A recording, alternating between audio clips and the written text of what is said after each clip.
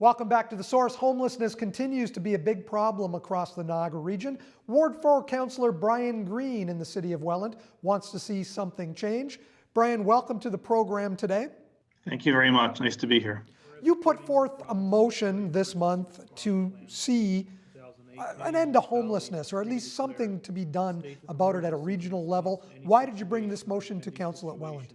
Yeah, that's correct. So I brought a motion forward to declare an emergency on homelessness, addiction, and mental health, which essentially has been passed by all Niagara municipalities except for one. So I thought it was important for Welland to be part of that because it is an emergency, and I think the region and the province need to do more. It's a big issue, and we see it in Welland every day.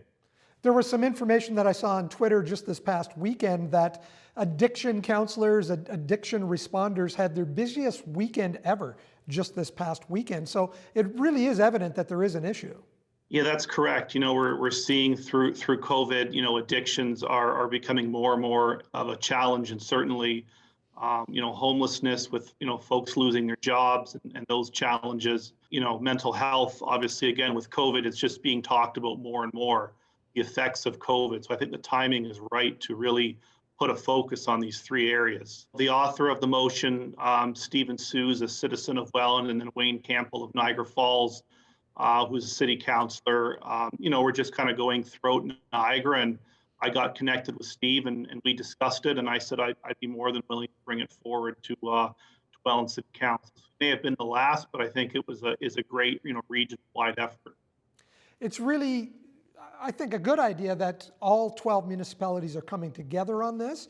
And I know that you do have a situation in Welland where there's not enough shelter beds, but you're really focusing on this more as a region-wide issue. Why is that important in your eyes? Well, I think it's certainly having 11 of 12 municipal councils pass this motion really signifies to the region that it's an issue. It's a regional-wide issue. Cities can't go at it alone. We need the region to support. We need the province to ensure the region gets the appropriate funding levels.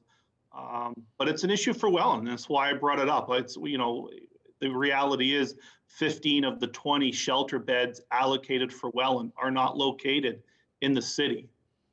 Welland Hospital has lost mental health services. So Welland needs attention, and we deserve it.